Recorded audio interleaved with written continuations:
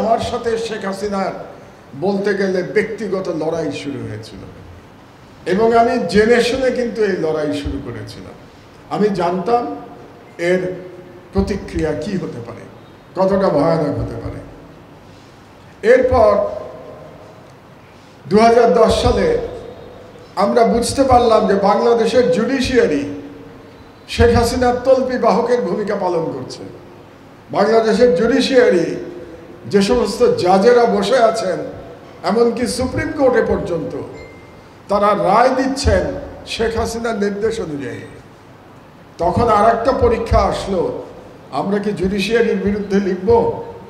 লিখলে তো আমরা কন্টেম্পটের মামলায় পড়ে যাব। আমি সিদ্ধান্ত নিলাম হ্যাঁ লিখব। এই জন্যই আমি সংবাদ মাধ্যমে এসেছি এবং আমি আর্টিকেল লিখলাম স্বাধীন বিচারের নামে তামাশা। এবং এটা লেখার জন্য আমার নামে মামলা হলো, আমার সাজা হলো, পত্রিকা প্রথমবারের মতো বন্ধ হলো, প্রায় 6 সপ্তাহ বন্ধ ছিল। এরপর লড়াই চলতে থাকলো। আমি প্রথমবারের জেল খেটে বেরোলাম 1 বছর পরে। তারপরেও আমরা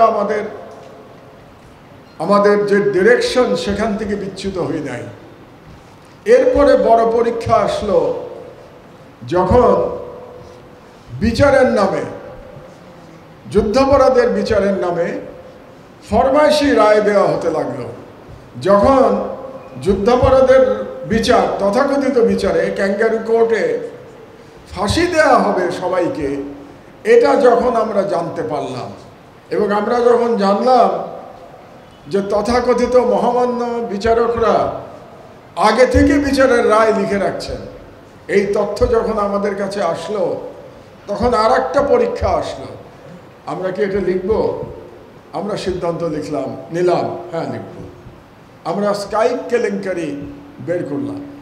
বাংলাদেশের ইতিহাসে এখন পর্যন্ত যতগুলো ইনভেস্টিগেটিভ জার্নালিজম বিপ্লব তৈরি করেছে, তার মধ্যে স্কাইপ কেলেঙ্কারি নিউজ অন্যতম। আমরা দ্বিধা করি নাই, আমরা স্কাইপ কেলেঙ্কারি নিউজ প্রকাশ করলাম।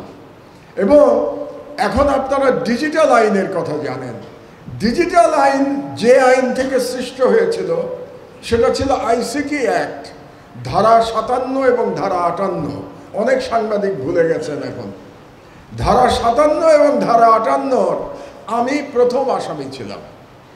আমার দেশ প্রথম আসামি ছিল, আমি এবং আমার দেশ। আমি বন্দি জীবন যাপন করতে থাকলাম অফিসের ভেতরেই। 4 মাস আমি বন্দি ছিলাম অফিসের ভেতরে।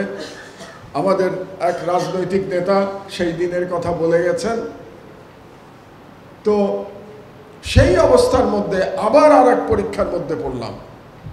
তখন শাহবাগে গণজাগরণ মঞ্চের নামে ভারতীয় প্রজেক্ট এক্সিকিউশন শুরু হলো এবং বাংলাদেশের তাবৎ মিডিয়া এটার পক্ষে অবস্থান নিল, তাদের সাপোর্টে লেখা শুরু করল। আমরা বুঝতে পারলাম এটা সম্পূর্ণভাবে একটি ভারতীয় ষড়যন্ত্র, বাংলাদেশকে বিরোধী মত শূন্য করবার এবং ইসলাম শূন্য করবার এটা একটা ষড়যন্ত্র। আমি আবার সিদ্ধান্ত নিলাম এবং লিখলাম শাহবাগে ফ্যাসিবাদের পদধ্বনি। এরপরে আর খুব বেশি দিন আমি থাকতে পারি নাই। আমি তারপরে গ্রেফতার হলাম 11ই এপ্রিল 2013 সালে। আমার পত্রিকা বন্ধ হলো, প্রেসে তালা দেওয়া হলো এবং প্রেসের সমস্ত মেশিনপত্র পুলিশের নাকের ডগায় লুট করে নিয়ে যাওয়া হলো।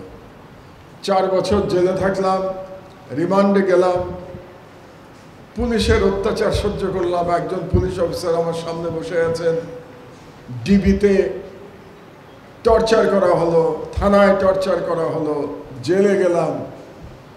4 বছর পরে বেরোলাম। তারপর তার 1 বছর পরে কুষ্টিয়াতে আদালতে আমার উপরে প্রাণঘাতী হামলা চালানো হলো। রক্তাক্ত হলাম কিন্তু বেঁচে গেলাম, আল্লাহর ইচ্ছা অন্যরকম ছিল। এবং তারপরে দেশ ছাড়তে বাধ্য হলাম, কারণ মনে করলাম দেশে থাকলে এরপরে তো গুম হয়ে যেতে হবে।